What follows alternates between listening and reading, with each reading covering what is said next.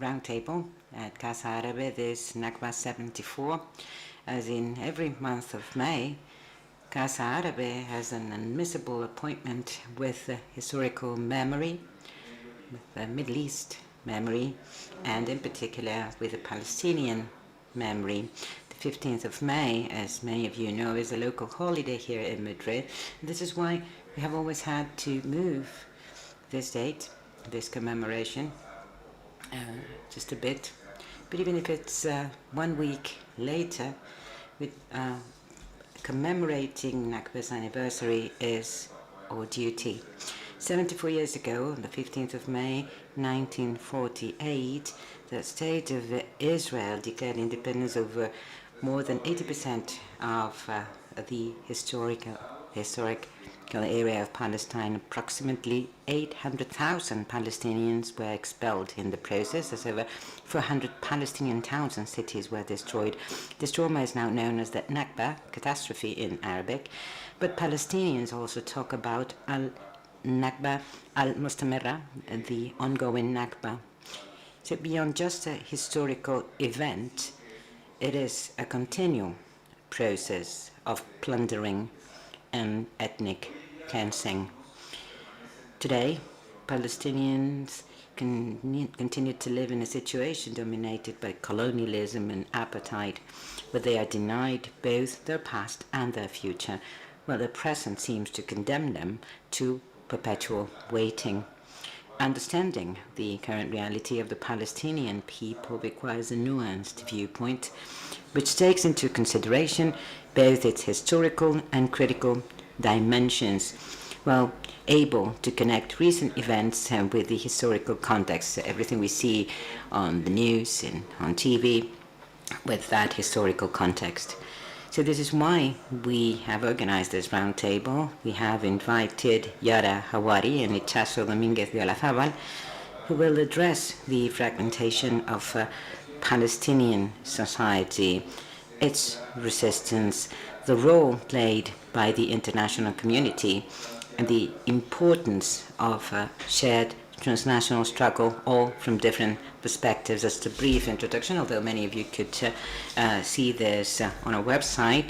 And just a warm greeting to everybody who is following us through the on our online channel. You will be able to listen to this roundtable both in English and Spanish, thanks to interpreters. So now we, as for introductions, Yara Hawari is a senior analyst for al-Shabaka, the Palestine Policy Network. She completed her PhD in Middle East politics at the University of Exeter in 2017, while she taught several undergraduate courses and remains an honorary research fellow. In addition to her work in academia, which focuses on indigenous studies and oral history, she's a regular political commentator who writes for several media outlets, including The Guardian, Foreign Policy, and Al Jazeera English. She's the host of the podcast Free Thinking Palestine.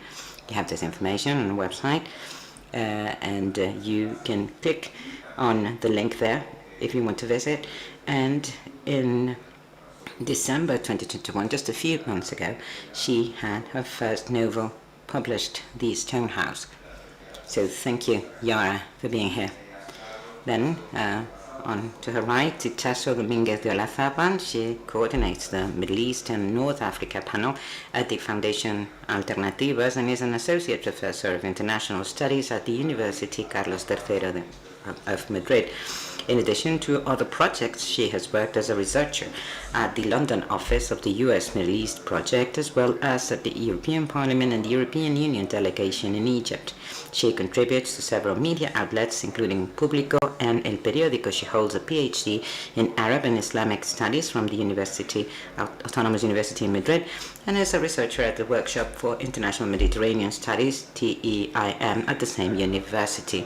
This event will also include the presentation of the book by Itxaso called Palestine, Occupation, Colonization, and Segregation, written by her and published by Casa. You can find it at a bookshop, Balkis.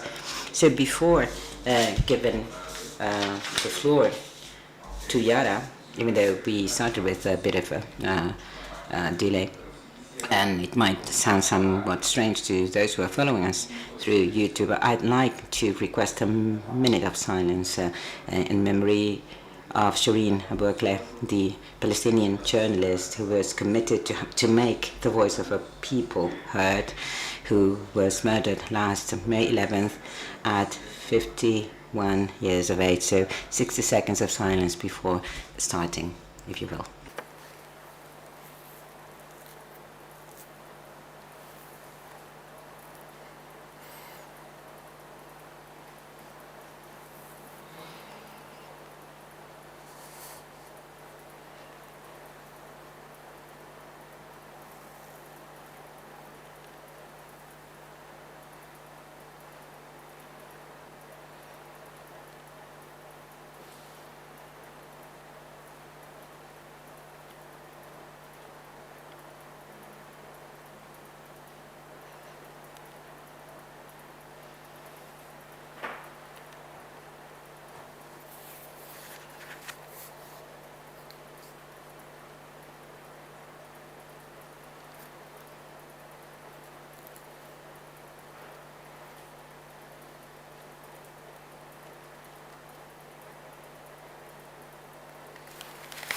Muchas gracias.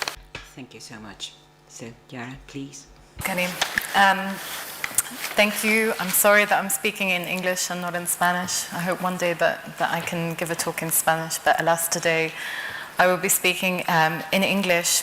Thank you to all of you for coming, and thank you to Casa Árabe for having me today. It's such a pleasure to be here in my first time in Madrid, so I'm very happy to be with you all.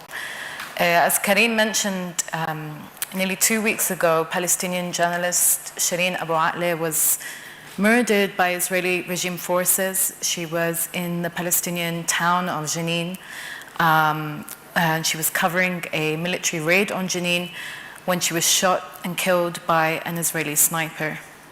She was wearing protective clothing, a press jacket, a helmet, and the bullet that killed her made its way to an exposed area of her neck just below her ear. In other words, the shot was very precise. It was clearly intended to inflict fatal damage. The journalist, I'm sure you all saw the videos, but there was another journalist with her. Her name is Shava, and she was standing exactly with Shireen. And she explained that the bullets were sporadic and precise. She said that they only shot at them when they moved. And this, of course, counters the Israeli regime claim that they were caught between a gun battle. We know that this is not true, not only from Palestinian testimonies and eyewitnesses, but now there are more videos showing that indeed there wasn't a gun battle. This was a precision killing. As her body was moved from Jenin to Nablus and later Ramallah, the streets were filled with mourners calling out her name, many of whom did not know her personally, but they knew her from her reporting. Indeed, she was a very famous Palestinian journalist, and an entire generation of Palestinians grew up with her face on the TV screens, reporting from all around Palestine, reporting stories around all different communities. She covered both intifadas, countless Israeli regime military raids, home demolitions, and so much more. And last year, she was also on the ground in Sheikh Jarrah reporting, covering Palestinian families being violently dispossessed from their homes. And she herself was frequently harassed by Israeli police, by Israeli soldiers, and Israeli settlers. She reported bravely. She was a formidable woman. She brought the Palestinian story to really a global audience. And she famously once said that she chose journalism to be close to the people. And many of those who she interviewed always talked about her with love, and they always said how she spoke to them with empathy. And despite the widespread distrust of journalists in Palestine, she was actually welcome in every single home, in every village, and in every town. And I think this was because she was of the people. She was a Palestinian reporting Palestine to the world. And this is why she actually had one of the longest and largest funerals in Palestinian history. And I was there for the funeral. And I have to say, I've never seen Palestine like that. When her body was brought from the hospital in Nablus to the Al Jazeera office in Ramallah, a village actually on the way stopped her convoy in the middle of their journey to Ramallah and asked to parade her coffin through the streets as a sign of respect. You know, she couldn't even make it from, in death, she couldn't even make it to her burial place without being stopped and respected. And when she finally arrived in Ramallah, they brought her body for her colleagues to see her. She was then taken through the streets of Ramallah and paraded through the streets of Ramallah in a sign of respect. The next day, on the Thursday, she was shot and killed on the Wednesday. On the Thursday, she had a state funeral in Ramallah where thousands, tens of thousands of people were there. And then her body was taken in convoy to Jerusalem. And on the way, people joined by foot, they joined in their cars. And when they reached Kalandia checkpoint, the people on the side of the West Bank, of course, were not permitted to cross the other side with her coffin.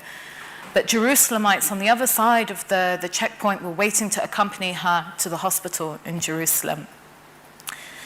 And the next funeral was held in Jerusalem on the Friday, and I'm sure you all saw the images of that funeral, where there were tens of thousands of Palestinians in attendance. And you all saw, of course, what the Israeli regime forces did to the mourners. They beat the mourners holding the coffins.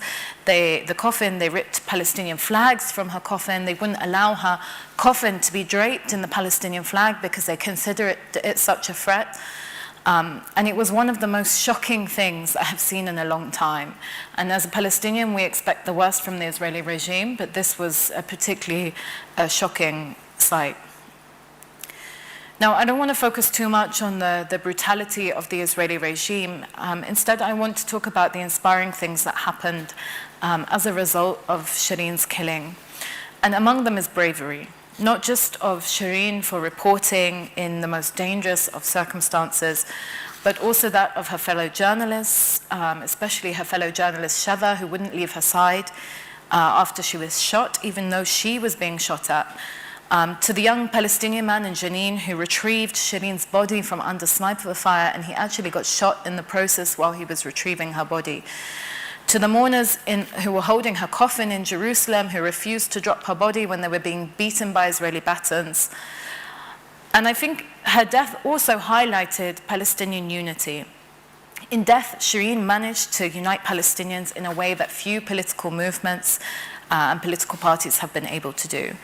We saw scenes that I never thought I would see in my lifetime. We saw Jaffa Gate covered in Palestinian flags, Palestinians chanting for a free Palestine in the center of Jerusalem. And I think, you know, myself and many others in Palestine, we thought we were getting a glimpse of what a liberated Palestine would look like.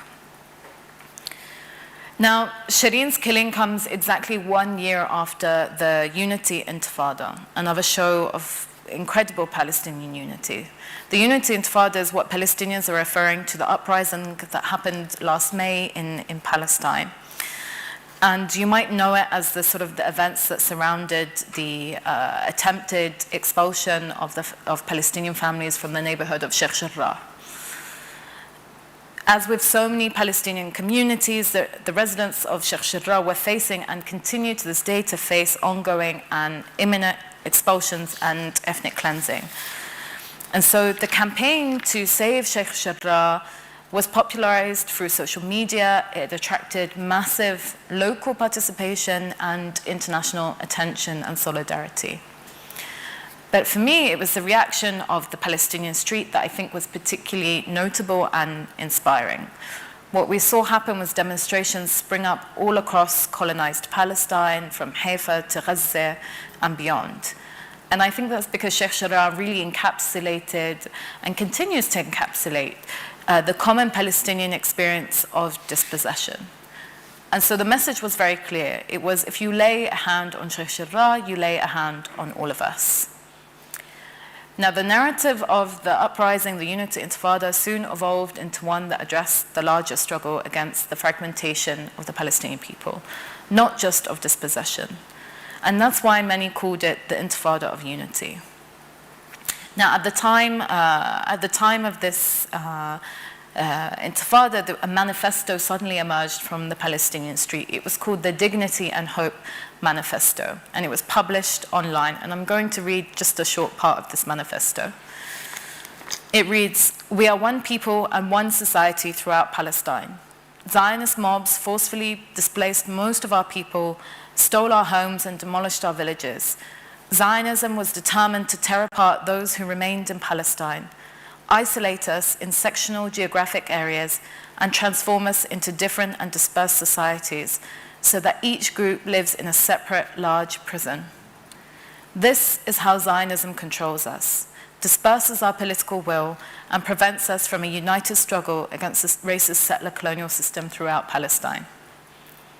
And so the manifesto goes on to detail the various geographic fragments of the Palestinian people. It calls the Oslo prison the West Bank, the Citizenship prison, the lands of 1948, the brutal siege of Gaza, and then those in permanent exile. Now, the imposition of this colonized geography on Palestine is characterized, as I'm sure you all know, by very high concrete walls, by checkpoints, by gated settler communities, wide fences, and it's left Palestinians incredibly fragmented, living very separate and isolate lives.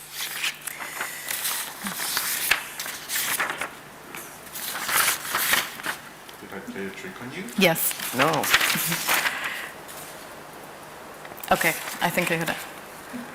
It's okay. So, as the manifesto notes that this did not happen inevitably or at random. This was a deliberate policy of divide and conquer, and it's been implemented by the Zionist regime to precisely undercut a united Palestinian anti-colonial struggle. Now, fragmentation is, of course, one of the main mechanisms of control by the Israeli regime, so much so that the recent apartheid reports that are coming out from various human rights groups are identifying it as such. But we're not only talking about geographic fragmentation, the division of Palestine into the West Bank, Gaza, the 48 territories, and the diaspora and beyond, but also social, political, and economic fragmentation. And I think maybe this last one we can dwell on a little bit, because I think people don't realize the extent of economic fragmentation in Palestine. The gap between the wealthy and ordinary people in Palestine is massive.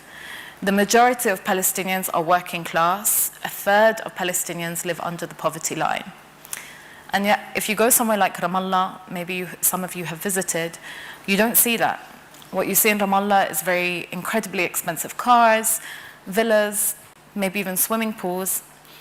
The occupation, the military occupation of the West Bank has created a situation in which a select few can thrive economically, and it's not by coincidence that these same select few are also part of the political elites. And the question that I always ask myself is that can someone ever make masses of money under occupation without collaboration with the occupation forces? And I think for me the answer is clear. It's a no. And that's why what happened last year, I think, was also very significant. As Gaza was under attack, because of course the Israeli regime renewed a bombardment of Gaza, which in the end saw over 250 Palestinians killed, including 60 children. Whilst Gaza was being attacked, Palestinians called for a general workers' strike on May 18th. And this was arguably one of the biggest shows of collective unity in years. And it was organized by Palestinians in the 48 territories, Palestinians with Israeli citizenship. And it was a very effective mechanism for disruption of the Israeli economy. So 20% of the population of Israel are Palestinian citizens, and they constitute a massive part of the workforce. Just to give you an idea, 24% of nurses in Israel are Palestinian. 50% of pharmacists in Israel are also Palestinian. The construction sector in Israel is almost 99% Palestinian. It's totally made up of Palestinians, and predominantly Palestinians from the West Bank.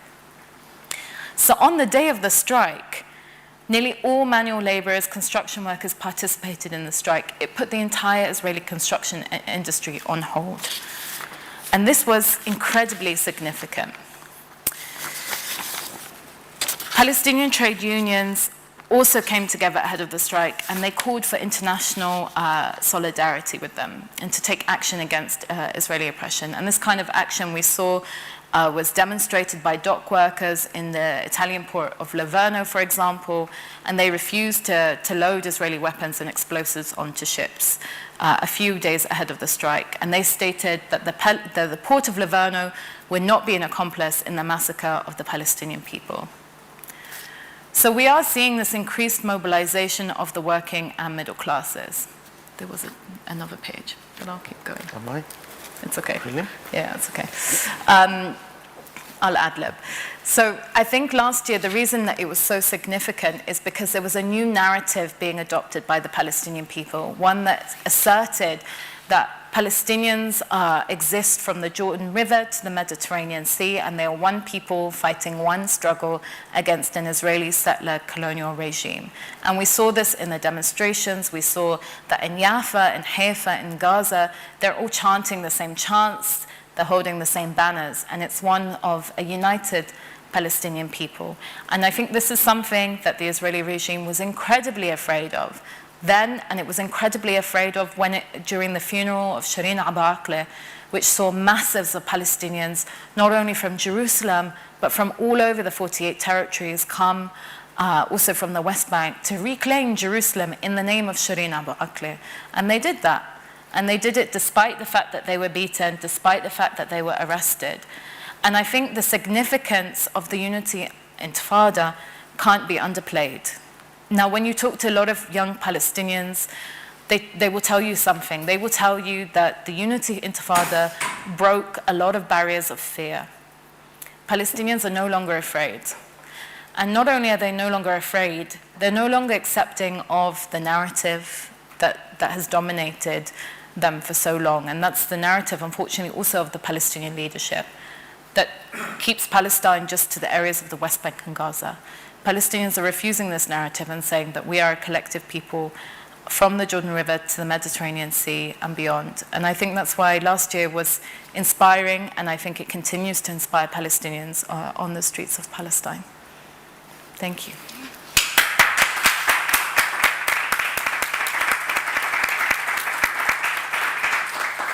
Thank you very much, Yara. This is the original you sent me. You want to check it? Yes? Okay. So we're gonna, if you have any questions for Yara, maybe we can just leave them for after Itxaso's comment and presentation of her book, que puede ser también en castellano. Dicho sea. It can also be in Spanish, by the way. Translators. Entonces, bueno, primero. So, first of all, Itxaso, congratulations for the book.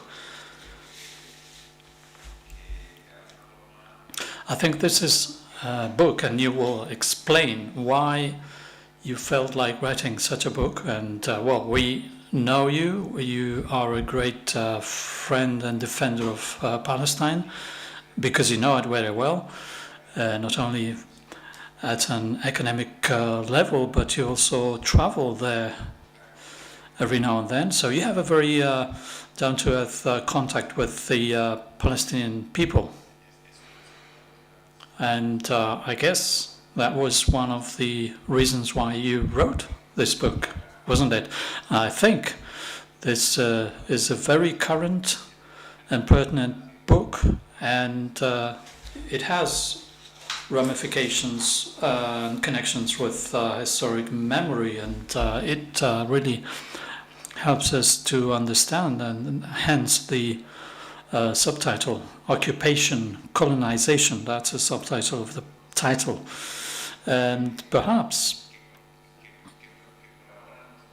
this is a book, I don't know how to explain it, but it arrives in a very precise moment in the editorial field and panorama in Spain, where we don't have such academic books as there are perhaps in Great Britain or France. So this was something that was lacking in our surrounding in Spain. So where do you get your inspiration, first of all, and secondly, what can we find in it? La primera respuesta. The first answer is very clear. My inspiration, well, people like Yara, people from whom I have been learning for years, and they have been really assisted me understanding the reality of Palestine. I don't dare saying that I lend my voice to it, because they have plenty of voices, but indeed there was some lack of Spanish account of what is happening there in Palestine, and it has been lacking for decades, years and decades. And also, if you speak to some any Spaniard, they maybe are unaware of all the details of the occupation and the colonization.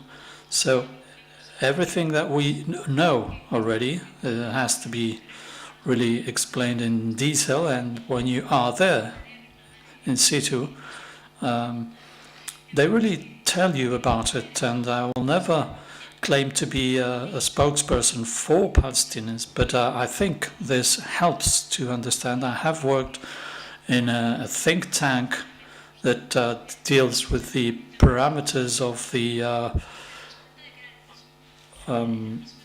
peace process, and you realize that it's the same conversation once time after the other. Why don't they go back to the negotiating table? Well, because they are occupied, and that's what really makes me. I'm not going to repeat what Yara said already, but I do think that I have sufficient authority to explain this to the international community, and this book really makes an attempt to explain why Israel is part of the white Western world, and whereas Palestine is considered to be the racialized threat. That narrative that comes from Israel was even before the establishment of the Israeli state, and this is something that really is a threat to the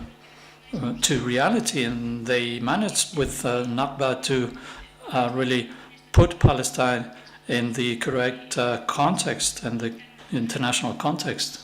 And then we go every now and then to the reference to what is happening in Palestine. What happened actually with Shireen Abu Aql is proof of the kind of killings, indiscriminate killings that happen regularly. So if you really bump yourself into reality, and people say, well, this is democracy, and why is that a democracy? Is that a Western democracy that allows that kind of situations to go on after Nakba? And despite that reality, we refuse to see what the facts are, and that's why we are trying to do so from the grassroots.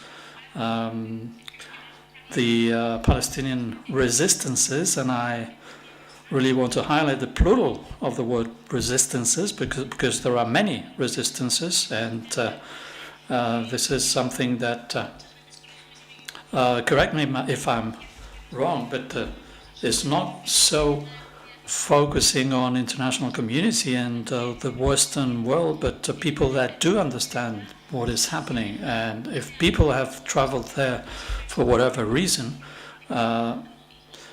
maybe they get the point. Otherwise, they fail to understand what is really happening.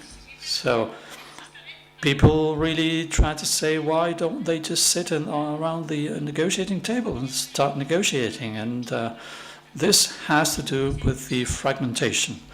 First of all, because they have imposed upon the Palestinians the narrative that you have to accept occupation, and the other side says, well, you have to understand and accept pre-1948 situation. So the Oslo framework is not considered because the Palestinians are not included in the Oslo situation. There's the diaspora, millions of Palestinians that are away from their country or in the refugee camps. For example, in Latin America, there are more than 500,000 Palestinians. Nobody talks about them, and they're considered to be Palestinians. Even themselves, they're considered to be more Palestinians than the one who live in Palestine. They keep their folklore, their culture, but you really have to claim your belonging from a political point of view as a citizens. It's not that they really want to go back to Palestine, but they really claim the entitlement and the right to do so if they want, and they choose to do so. This is how the international community makes exceptions for the Palestine people. And that's what the book attempts to describe. And how the international community has contributed to the fragmentation, both geographical and political, funding a Palestinian Authority that has had very scarce results.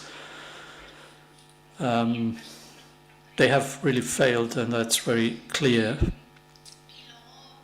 to deliver. And another international community that I really find odd that they contribute to demonize the Palestinian society through ONGs, through the same narrative that is propelled. If somebody moves away from that narrative, they are demonized, or they're just killed right away.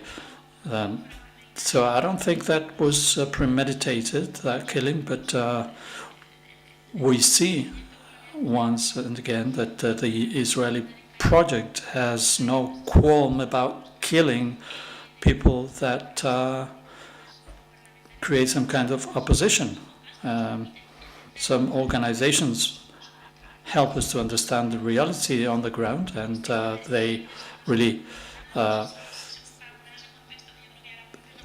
think that the measures they have implemented, for example, Israel has declared 6 non-governmental organizations as terrorist organizations directly, and well, just because they opposed them and they didn't agree with our procedures, and they said, well, you're not going to cooperate with terrorists, just because they didn't want to domesticate and really apply their standards. They're just considered terrorists, that's all. So that's what I have attempted to do, and intellectuals like Yara and many others have contributed to make us understand. And I wrote the book because I'm really fed up with some kind of discourses and narratives around Palestine, depicting Palestinians as radicals, when precisely, if we speak about Palestine, we have to speak about human rights and people, after all. And if we speak about conflict, and this conflict has been protracting for years and years, we, if we listen to those depictions, we contribute to the dehumanization of the Palestinians. I have friends in Palestine, and they always ask me, what would you do if a country that does not exist, a society that for X reasons that we all know decides to really settle in your backyard, and then not only do they do that, but they also decide to expel you from your country, from your own home. What would you do? Wouldn't you resist? Wouldn't you try to do your utmost to resist that situation? Alhamdulillah.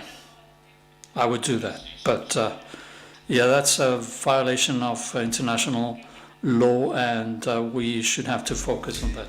Let me ask you, Itxaso, this book, apart from what the publishing house has as a reason to publish it, what's the target reader? Because I have really, I'm biased, obviously. If I read, I see the title about Palestine, I'm obviously interested. But what is the target reader? Is it everybody? Anybody who's interested in history? Anybody who's, defender of human rights or advocates? How do you see the Spanish readers in general? Is it an audience that are really close to the Palestinian situation? What do you think? Well, I do understand that this sympathy is there, but this sympathy obviously bigger, larger than any other country for historical reasons that I'm not going to explain now, because the Spaniards are supposed to be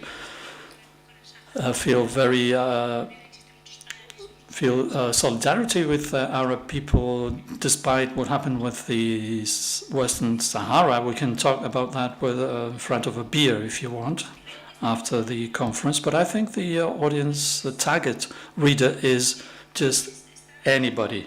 I don't want to classify ideologically because of the content.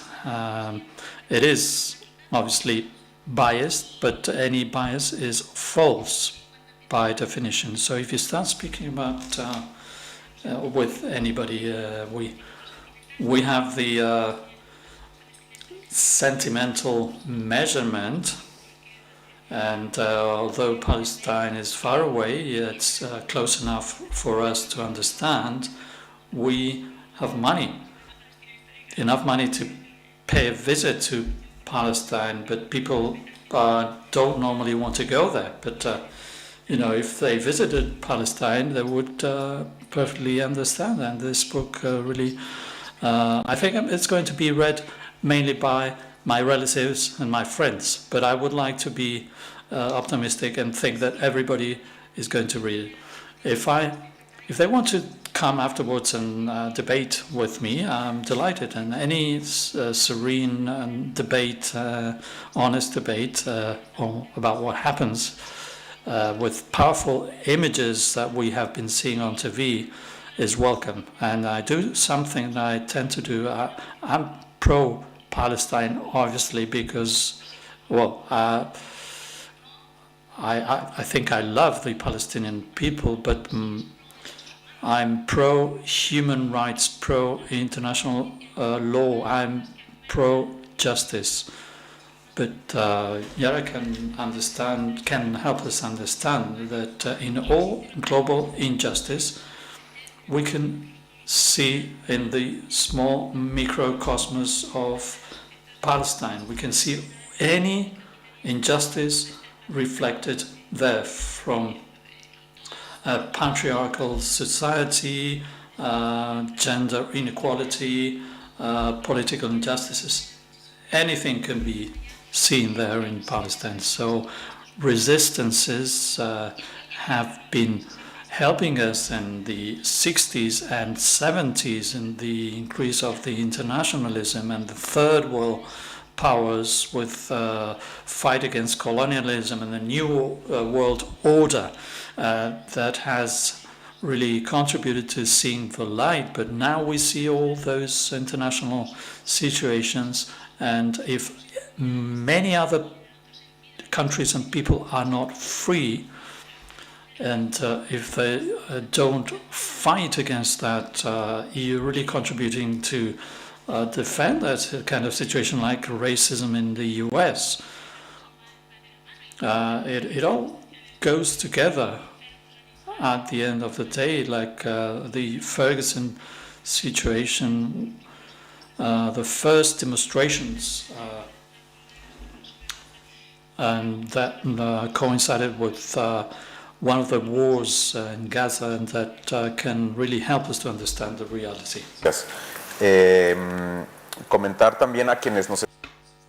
Let me just point out to people following us through YouTube, you can write your questions on the chat. I don't know if we have questions already. Yes? We have a wireless microphone coming to you. Yes, in Spanish. Thank you both speakers. I have a question, and well, first of all, replying to the question that you've just asked about who is the target reader of the book, what's the reason why you published it. Well, first of all, congratulations for your braveness for transmitting that kind of idea and explaining the problem. It takes really a great deal of bravery if you want to explain honestly to the target audience what is going on. This is really a big ask. Difficult, so I agree to you and I wish you success. Now, another question, you explained all the situation from the Intifada to the current days as a fight for the creation or a joint effort from all the Palestinian peoples.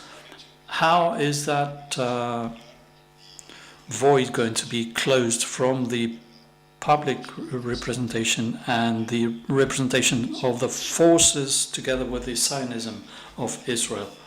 That was for Yara. And for Itxaso, another question. Well, the first question is very simple for you, Itxaso.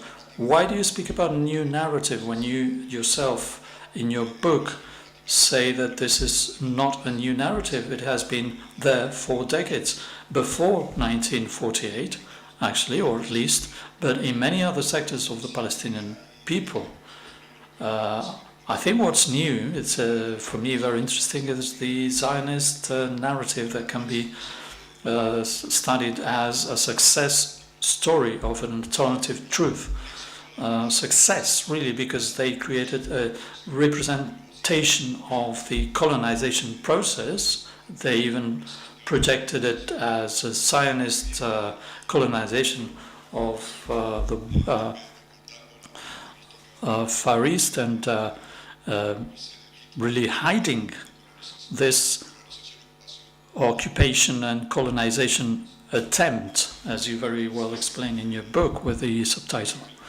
So what I think is new here is that these facts that were there already and were explained by history are so non-debatable that they're starting to filter in the mainstream of the other narratives of firstly Palestinian solidarity and secondly international policy.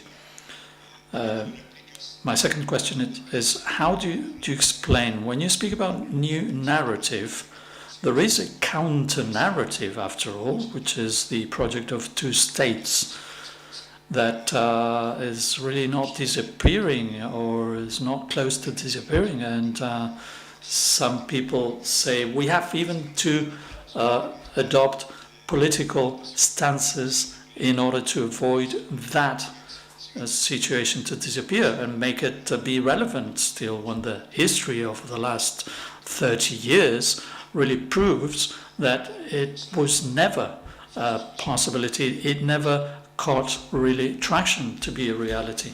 The question was addressed to you.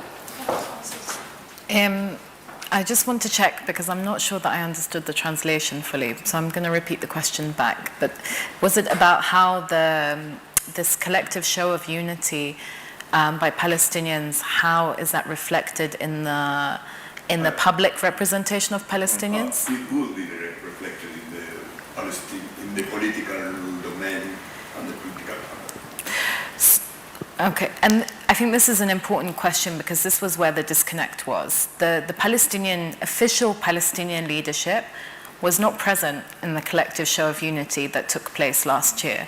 In fact, when the strike was announced on May 18th, in the days just before the strike, the Palestinian Authority was so embarrassed because no one told them that this was going to happen. And so very soon they started to jump on the bandwagon, they started to try and co-opt the narrative of the Unity Intifada, and they were not successful in doing that. They had no role in this uprising, and they were very concerned about this. Concerned not only because they felt sidelined and marginalized, but such a collective show of unity directly challenges their power. And of course, their situation, many Palestinians feel, including myself, feel that the Palestinian Authority is really a subcontractor of the Israeli regime. It carries out the dirty work of the Israeli regime, and this is not something that's unique to Palestine. In many colonial contexts, the colonial regime will recruit a native police force to maintain and manage their own people, and this is exactly the case with the Palestinian Authority. So actually, I would disagree when you said, I don't know if the translation was right, but you said that the PA has failed. I think it has succeeded at what it was supposed to do. Okay, so anyway, so the PA hasn't failed the Palestinian people. The PA has fulfilled the wishes of the international community and the Israeli regime. So there is a complete disconnect between the public face of the Palestinian people, which for the time being, I think increasingly less so, but for the time being, it's the leadership of these very old men in suits in Ramallah, which is the Palestinian Authority, which has subsumed the PLO, which only claims to represent the West Bank, Areas A. So not even the whole of the West Bank, but only very small pockets of the West Bank. And this is a big disconnect from the reality of what we saw last year, where Palestinians were saying, no, in all our fragments, we make up one people, and we don't have a legitimate representative body. The Palestinian Liberation Organization remains this entity that is supposed to represent all Palestinian people, but unfortunately today it has been subsumed and continues to be irrelevant. So I don't know if that answered your question, but I hope maybe it did. I think if I may just add, the gentleman's question was, he actually used the phrase, how do you bridge the gap between those demonstrations and that political representation? You don't bridge that gap. You cut your losses and the other one goes off and has a late retirement, not even an early retirement, because they're now over 80. So you don't bridge that gap. You accept that, the PLO did what it was supposed to do, and it was successful in the beginning in putting the Palestinian struggle on the map, and really bringing the world's attention to the PLO. But unfortunately, when it started to sort of sign away Palestinian rights, to really negotiate and give away rights that they had no right to give away, that's when they lost the Palestinian people. The Palestinian Authority was never meant to be a representative organization. I don't think we should ever hope for it to become so. It was designed as a service provider, as a controller of the native population. So for me, there is no hope in that leadership. And when we have funders and international donors all the time in Palestine talking about elections, bringing new faces into the Palestinian political institutions, we're seeing new faces, but these are the sons and daughters of the old faces, and we don't want them either. So there is a huge disconnect, and I think that's okay. I think it should stay disconnected, and hopefully the two never meet.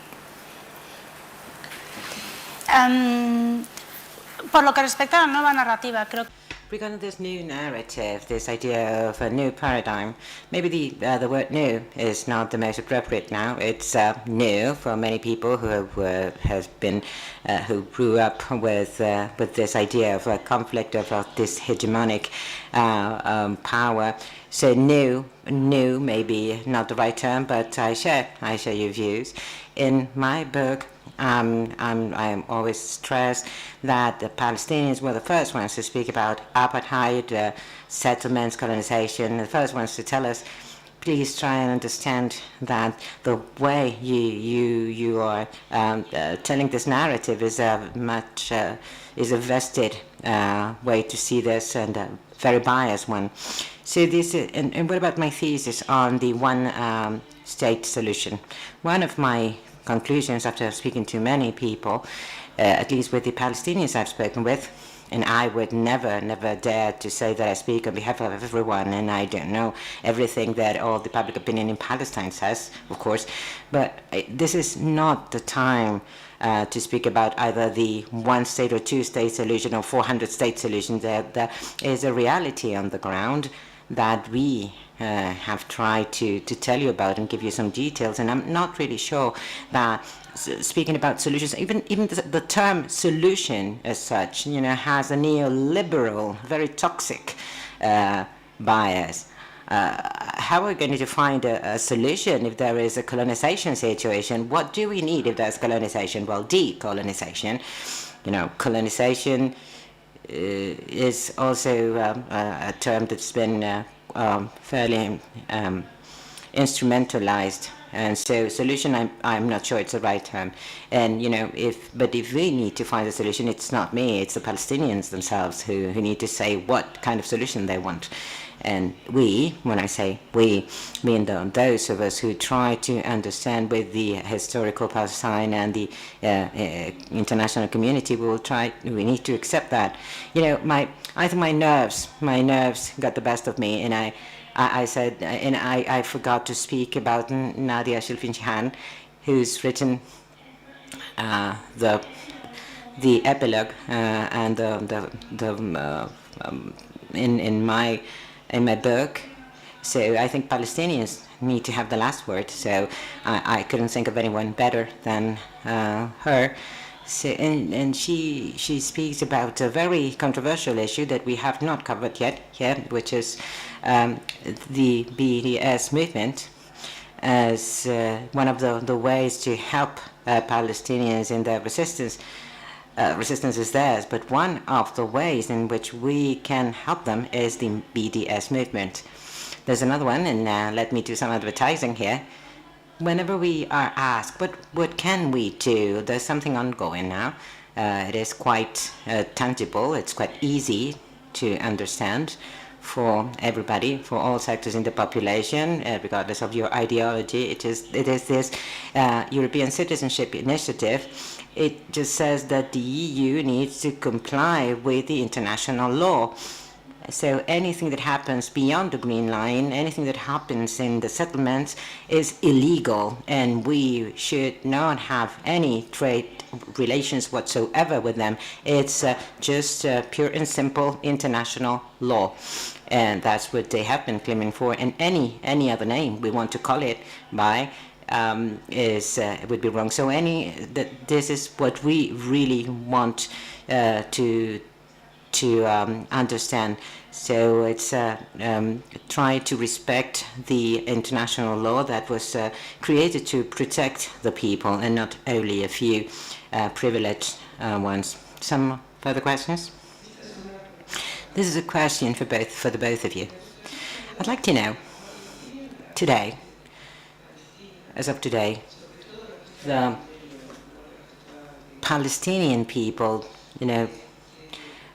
both in Palestine and in the exile, are they aware that of the fact that the Palestinian narrative is now taking hold in the world, and luckily, countering the Zionist narrative? Because I'm quite old myself, and I remember in Argentine, how we started to learn about the Zionist narrative. They said it was a national liberation movement, and of course, the Palestinians that had remained in Palestine needed to be treated correctly, yes, but it's not only the few anti-imperialists that existed in the Western world or in the Arab world, of course. But nobody ever mentioned that Palestinians had the right to self-determination. Nobody ever mentioned that. And now this narrative has taken a hold, a greater hold, and the colonialism side of it as well. So do Palestinian as a whole that something gave in? that, that something is starting to erupt, that this Zionist narrative is now changing, that the tides are turning and the tables are turning in the West world and the Western world, and also in, in South America, for instance. Shall I start? I think social media is both great and awful at the same time. But in this regard, social media, I think, has allowed for Palestinians to not only share their narrative, but also understand how their narrative is being perceived by the rest of the world. And I think one of the things that happened last year with the Sheikh Jarrah campaign on social media is that we began to understand how much global solidarity there was with the Palestinian people. I think there has always been, and I think we, in the last few decades, I think it took a dip, but I think it's coming back up again. And so I think, we are seeing that a lot. The problem is that social media also makes us think that by posting or tweeting or whatever, a hashtag Free Palestine, that you've done your work, that you're done. It's a form of lazy activism. And, it has importance in mobilization, but I think at the same time, it can make people feel too comfortable. So I think Palestinians, to answer your question, I hope this is the right that I have the right question in mind. I think that Palestinians are aware of that global solidarity, but what it has to happen is a translation from, that kind of solidarity, from that to action. And it's not just about Palestine. We know that we're not the center of the world. Well, some of us know that we're not the center of the world. Palestine shouldn't be the center of the world. Palestine should be part and parcel of a radical politics that is focused around justice, and I think it should also be part and parcel of left-wing politics naturally. And we're not going to see a liberated Palestine when we have right-wing governments all around the world. And so when people feel overwhelmed about solidarity, but I can only tweet, I don't know what else to do, working to change your local politics is actually also working for the liberation of Palestine. We're in a very scary situation in the world. Yes, the Palestinian narrative is pushing back, but we are in a very frightening situation in terms of global politics. There are right-wing governments all over the place. And if we want to see a liberated Palestine, you should work on your local politics. You should work on your local governments to make sure that they are, considering Palestine as part and parcel of their package of social justice, of freedom and equality. I hope that answered some of your question. Yo creo que Yara lo ha dicho perfectamente. No me atrevo como lo perciben. I think that Yara has has answered your question perfectly well. I can only try and see what people say in social media and what my friends say in their press articles and press stories. But I think that everybody, all of us can see this. Just a hashtag or a tweet is not enough. And this is the same, and same applies for other social mobilizations.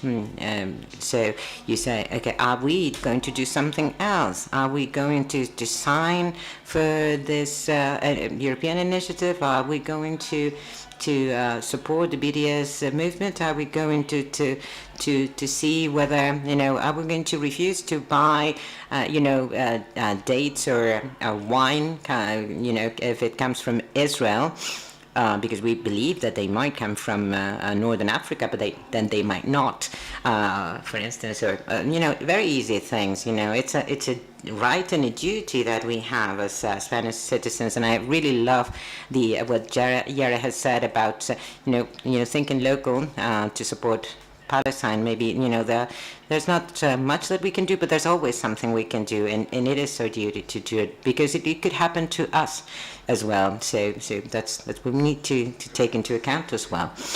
So we have some questions coming from our chat, from the virtual side of things. Jimmy Presley is asking whether Itxaso's book, could be a good start to try and begin to understand the Palestinian issue. So what other books or podcasts could you recommend to us in order to really get acquainted with the conflict? And a couple of questions. Abdul Tusim. Abdul, hello. He is asking whether there is no ethical code that creates the adequate terms to define the systematic violations. Trying not to whitewash Israel's policies using politically correct terms. I think that's what he means, I believe. And then we have a comment related to the lack of support from, or the lack of interest even, from Arab regimes in Palestine. Rainbolt, who is asking this question, so he says that they have other things to worry about, the collapsed economies such as Lebanon, civil war, Libya, Syria, Yemen, the Muslim Brotherhood, Egypt and Jordan. So they have other concerns, and the Arabs in the Gulf, they have the imminent threat from Iran. That's a comment, and I would add to this the Abraham agreements, the so-called Abraham agreements. So what is your view about this in Palestine? I think there's a lack of interest in widespread lack of interest, and the attention that the Palestinian cause used to have is now vanishing in other Arab countries. And Yara and Itxaso have also mentioned the role of the international community. What should it be? I think this is a recurrent question in a conference here and lectures here in Casa Árabe. It's like the Holy Grail, the international community. That's what I think is the Holy Grail. Where is it? Can it be actually, reached somehow? Is it the Security Council, UN Security Council? Are we talking about the civil society organizations, people in social media? So what do we mean when we say international community? When we say we don't have international community support, who is that international community? So this is a bit related to this last question on regarding Arab regime. So, Yara? ¿Otras recomendaciones de libros? So we have the question on the Arab normalization and the international community. So the Abraham Accords, what's known as the normalization deals between the Arab states and the Israeli regime, was basically a weapons deal agreement, very, very bluntly put. Mm-hmm. And we know this because Israel and the Arab regimes agreed to exchange, or they agreed to exchange weapons and security information. And so the reality is what we had is this room full of horrific regimes, all with terrible human rights records, agreeing to continue abusing human rights records with each other's technologies. It was framed by so many politicians, diplomats, as you know, a historic peace agreement, when the reality is it's heralding in an era of continued violations across the region. And that's why it's not just frightening for Palestinians. Actually, it's nothing new for Palestinians. The Arab regimes have always used Palestine as a way to rally their populations, but have never done anything, have never come up with anything materially. In fact, they've always had deals with the Israeli regime. They've always been under the table deals. Since from the very beginning, actually, we have records of Zionist leaders meeting with various Arab leaders, even in the 1920s. So this is not something particularly new, it's just very much more public. But what's worrying is for the Arab peoples who live under these awful regimes. And I think, I think Palestine always needs to be put in that regional context. We don't exist in a void. We exist very much as part of the Middle East, and the fact that all these regimes are friends, I think, is incredibly worrying and disturbing. And even more worrying and disturbing is all the European countries applauding these agreements. What I will say is that I think support for the Palestinian struggle among people in the Arab world still remains strong, and we see that through demonstrations when there is an Israeli delegate visiting. We see increasingly Arab athletes or musicians or whoever refusing to take part in competitions or events with Israeli athletes and musicians. So that support for the Palestinian struggle amongst the people is still there. And so that's why, again, it's a regional issue. It's about changing, it's about regime change. We're not going to also see a free and liberated Palestine whilst the whole region has these despotic leaders in charge. The international community is a big question. Palestine, like a lot of places, has a huge international presence. Not only through diplomatic missions, but also through various different international NGOs, through UN agencies. It's a big business. There is a lot of money to be made in Palestine. If you're white and you want to save brown people, you can make big bucks. And it's actually very damaging. There's a lot of literature that you can read on the aid and development world. I don't need to go into it. I think we're all aware of the problematic nature of it and how, in many cases, it's a form of neocolonialism. But of course, also the diplomatic missions and presence. Unfortunately, part of my job is also to engage a lot with diplomats, and many of them recognize and are very honest about what is happening in Palestine. They know, they see it, but they can't. They don't want to talk about it publicly or on the record. One, because the capitals don't listen, there is a very clear foreign policy line, and two, because it puts their jobs at risk, and it's not worth it. So there is a lot of damage that's going on. And for those who are internationals who are a bit more self-conscious and who genuinely ask me, what can we do? At the moment, it's about doing the least harm. And that's what I tell people. You have to think about how you can do the least harm in this situation. What projects are you funding? What narratives are you promoting? Just leave the smallest footprint that you can do. And it was very interesting, actually. During COVID, we had Palestine was sort of emptied of its international community, and it was a very interesting 2 years. I'll leave it at that. It was also empty of me, so I think that was good news. En el libro, de hecho, incluyo unos... I do include in my book a couple of books where Palestine is predominant, and also bibliography about Shabaka, for example, without which you wouldn't be able to even know what is happening in Palestine. I also include music, other books, because if we know what we know, it's really thanks to Palestinians. People can buy the book. Well, I can really put the link on the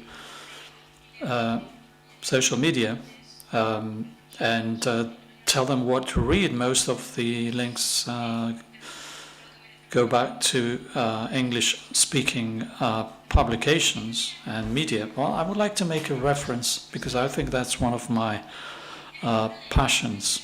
In Yara's book,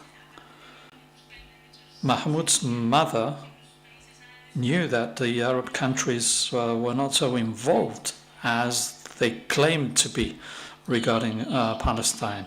And that's what they've been doing actually for decades. Many of these countries are structurally, well, not really countries, but regimes. They are counter-revolutionary, and everything that has to do with Palestine really reflects a revolution, and they are against it.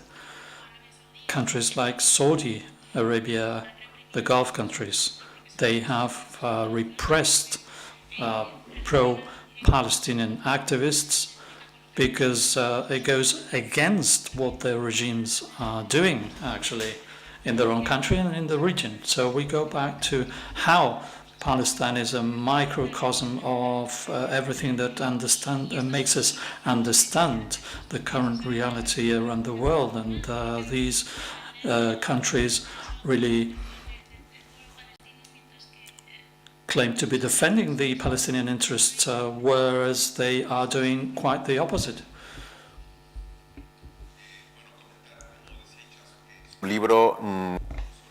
As Itxaso said, we not only have bibliographical references, you also speak about music, art, cinema.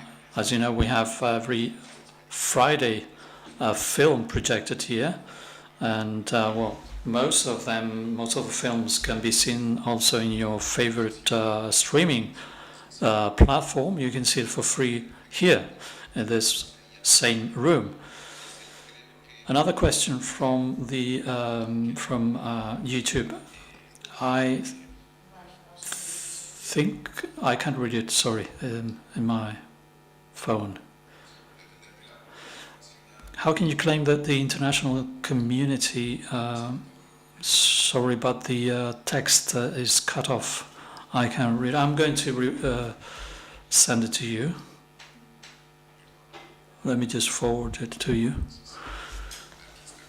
Here it is. Claiming that the international community gets separated from the dominant Zionist narrative means that the legitimacy of Israel and its origins is false. So I don't see Europe ready and willing to assume its responsibilities. Do you see any chances of that occurring? Like, I don't know if that's related to the Balfour Declaration, for instance, saying sorry for that, but go ahead, Yara. I don't see it happening anytime soon. Yo no veo que esto ocurra ni ahora ni dentro de X tiempo, ¿no? Porque hay que hacer ponerse frente al pasado colonial. No lo ha hecho ningún país, ni Reino Unido, ni Francia, ni Bélgica, aunque ha habido intentos progresistas de reconocer el pasado colonial de estos países, eso sí. Ahora, reconocer que Israel se estableció como un esfuerzo colonialista, pues supone reconocer lo que son, y esto no va a ocurrir ni ahora ni pronto. No quiere decir que esto no vaya a ocurrir en el futuro, pero de momento no va a ocurrir. Y podemos además verlo muy claramente con... Very willing to talk about the 67 territories, and by that I mean the West Bank and Gaza as occupied, and it's illegal by international law. But when you start talking about the 1948 territories, which are the territories that I'm from, apparently, having my land stolen, being dispossessed of my home is fine. It's not a problem. And that's why the Amnesty report, the apartheid report that Amnesty released, and a lot of other things, I mean, Palestinians have been writing and talking about this for a long time, but they have been systematically ignored. But a big international organization like Amnesty is saying that, wait, this is a system of apartheid from the Jordan River to the Mediterranean Sea is very problematic for a lot of people because it talks about Palestinians in their entirety. I would say that there are also some fundamental flaws in the Amnesty analysis. It doesn't fully address colonialism, but it is a report that's based in international law, and international law doesn't fully address colonialism. So we can't have very high expectations from organizations or reports that base themselves on international law when it comes to colonialism. And I think that's an important point. International law has been a tool that Palestinians have been using for a long time and have actually been told this is how you pursue your freedom and liberation. This is the only tool that we consider legitimate.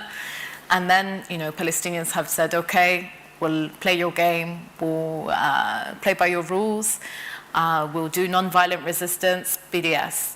Oh wait, no, that's going to be criminalized, you can't do BDS. And then they say, okay, so we'll go to the UN. And then they're like, no, you can't do an ICC investigation. I'm like, okay, so 2 states, no. So, international law, I think, served its purpose. It can continue to create an annoyance for the Israeli regime, but I think it can no longer be the only framework for which Palestinians and their allies pursue liberation and freedom.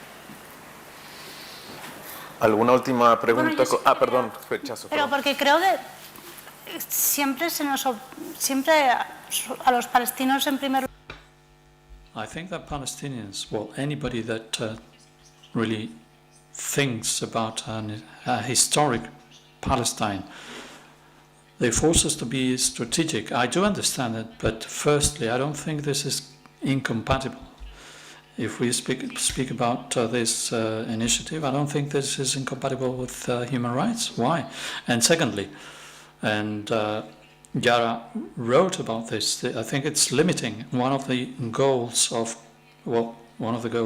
was colonization, and a Western world also limited imagination regarding the future. So I think, yes, indeed, you have to be sensible, but what does sensible mean? Going back to Oslo, and this is the way you maintain and perpetuate occupation, and you really perpetuate the situation of elites that make a lot of money and perpetuate this statu quo.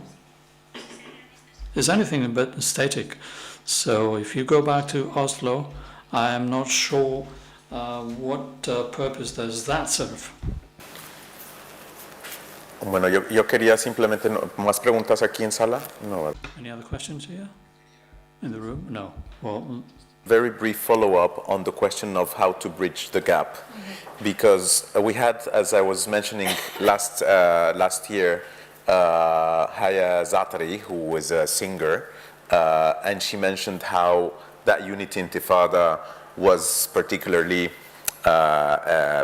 felt and shared by many of her peers and young Palestinians who felt they didn't have really a voice or who felt left out of political parties, be it in Israel as part of the Arab parties within the Knesset or the PA, but somehow, and this is maybe a comparison with the Arab Spring, the fact that there wasn't any young leadership or institution, be it a party or a wider movement, where they could then shape an alternative, because you said we don't want the PA, let's them have late retirement, and would like to keep this movement as vibrant as it is, but at the same time, where can that movement go in terms of how to materialize all that energy, even though you're fragmented and you're in so many places, but can you envisage something like tangible that could be built out of that sort of like amazing impulse?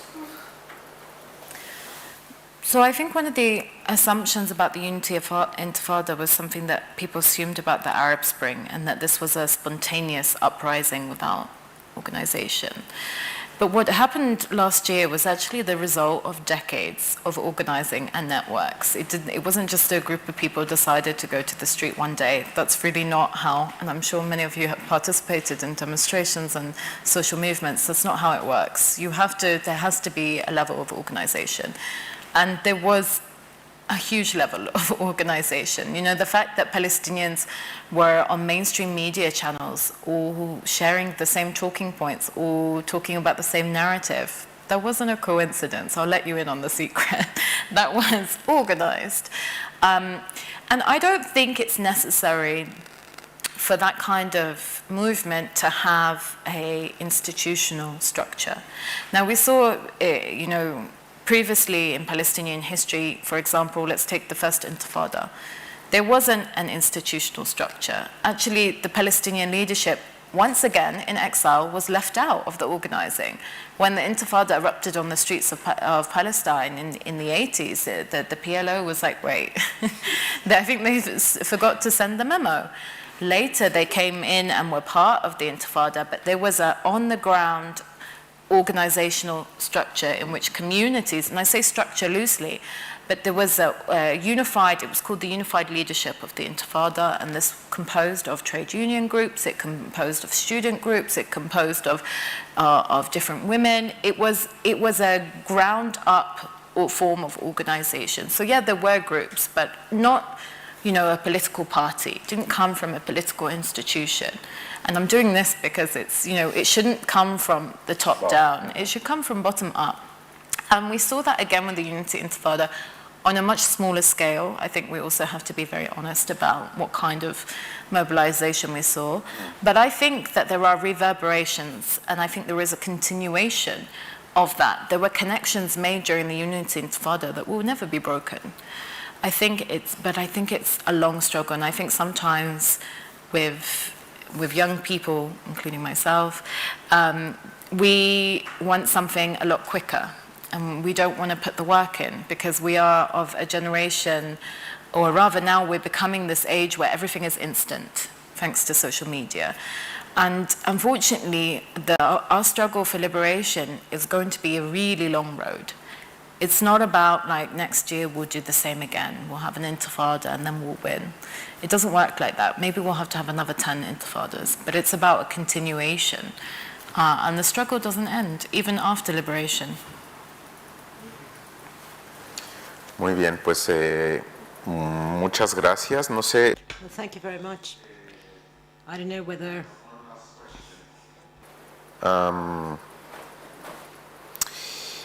From Henry Studio, he wants to know what's your general opinion, what's the general opinion of the Palestinian people regarding the Vatican? La Santa Sede. The Holy See. I don't know. I can't speak for the Palestinian people. I have my own opinions about the Vatican, but another time. Another time. No. Okay, time's up anyway. Itxaso? The Vatican. I don't know. No? Bueno, or any last comments if you want? I think I want to leave the floor to Yara. I like ending it on the Vatican. I think it was a nice way to end. On an unanswered question of the Vatican. Yeah, maybe just to say that since we're talking about the Vatican, something that was highlighted as well with when Shireen Abu Akleh was murdered, people were talking about how she was Palestinian Christian, as if it was even worse in a way. And I think it's how the Western media sort of, sometimes it's allies, they want to point out that, even Christians are murdered in Palestine, as if to try and make to make the West even more enraged, which, we know through Islamophobia that maybe that's the case. But for Palestinians on the ground, we didn't feel, like Shireen Abu Akleh was Christian. Shireen Abu Akleh was Palestinian, and she was killed because she was Palestinian. And the people who attended her funeral were of all different faiths, and people were praying in all different faiths. And so I think that, that narrative is a damaging one, and I think, Palestinians showed very well in their presence at her funeral the refusal of that narrative. Thank you very much. Pues, Then we will leave it here then. And I'd like to thank, of course, our two speakers, Yara Hawari, who's come here from Ramallah to be with us this evening, and Itxaso, Domínguez y Olazábal, who's always here whenever we have events regarding Palestine. And I'd like to thank Agdarata, the publishing house who's published this book. In Casa Árabe, we always like to promote books that are related to a region or topics. And this is a book that we particularly are particularly happy that it has been published. And of course, Itxaso will be signing a book at the stand number 83 in the book fair. It is the stand from the Banquez bookstore in the book fair of Madrid that starts next May 27th. So thank you all for the audience here. Thank you to the audience that's been following us through YouTube. And well, see you next time. And salama and free Palestine. Thank you.